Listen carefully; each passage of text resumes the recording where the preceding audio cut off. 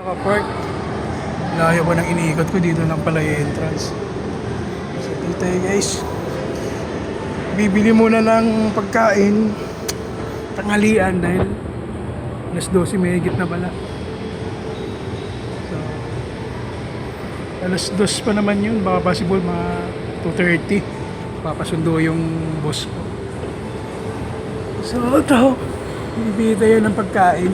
Tanghalian kasi wala ang mabilan dito ng fast food eh. So, bigyan na naman natin ng pagkain. Kaya talagang medyo mahirap yung buhay ng driver dito sa Maynila. Lalo na pagka hindi mo kabisado yung mga dito, kaya kailangan mo magtanong kung yung mga kumakain.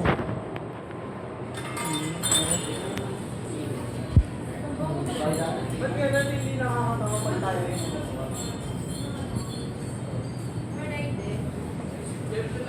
Maraming chicken. Ito. So, ito pag habang kumakain ka, ito inumin mo. Tapos, samahan mo na tubig lang para tayo ng tubig.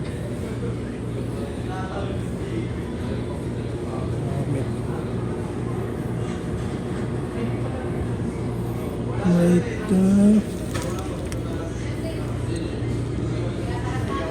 ito nga lang. Ayan. Balik natin to.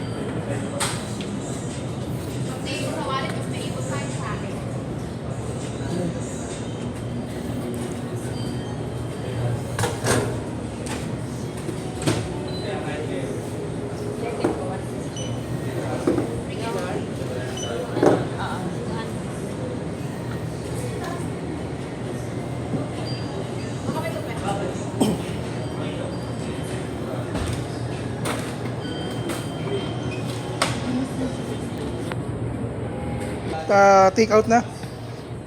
Tapos yung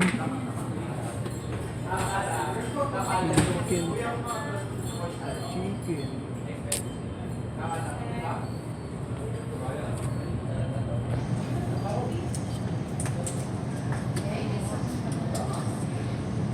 Ano yung pinaka-sauce niya, sir? Gravy ba yan? Gravy. Tapos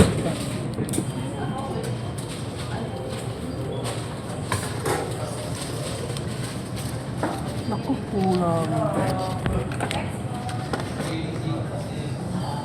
Magkano yan ganyan, sir? 92 pesos. Okay. Yun ang spoon pork. Gusto. 120.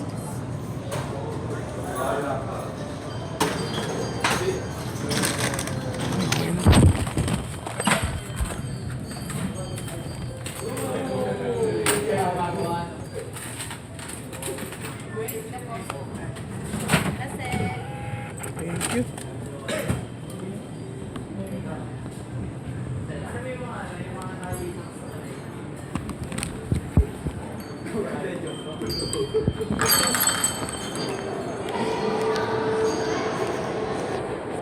So yun ay pupunta na tayo dun sa sakyan. Dito lang ako kakain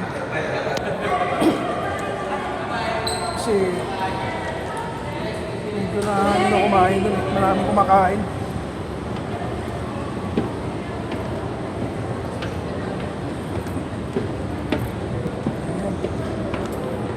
Bagal eh. Ito lang pala yung entrance. Oh, sarado! Layo pala na ikutan. Ako ikot. Ano ba ibang entrance?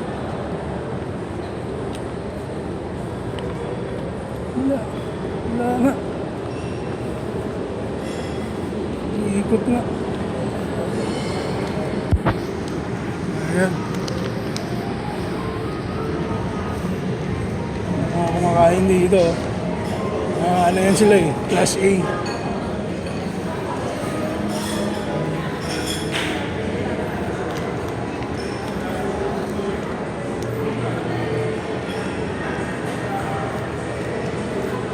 Afternoon, sir. Diba? Sir, batiin yung mga ganun eh.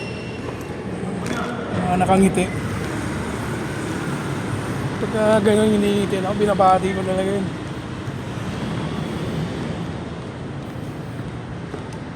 Yun lang.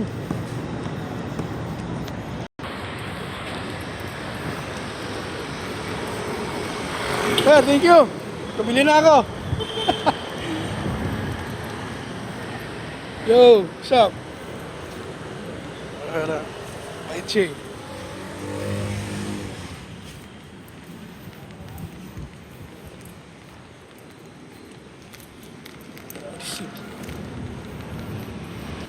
Yan, tapit na yung nakahari.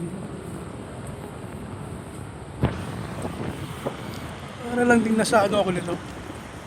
Parang nasa Canada lang din ako nito. Yung mga puno dito, di ba? Kakaiba din. Kaya lang, walang yelo.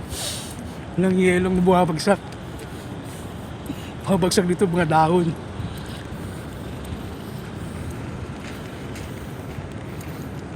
Higa ka pa dyan. Salisakan ka dyan. Yo! Yung daw niya, Kaya na yung ako confirm. Like, reflection Kuya Ball? niya as Ha? Ball? Hindi, ano po, bullet po. Nakaka-bullet. Wow! Sino may ari na sasakyan ko? Bus ko. Si ano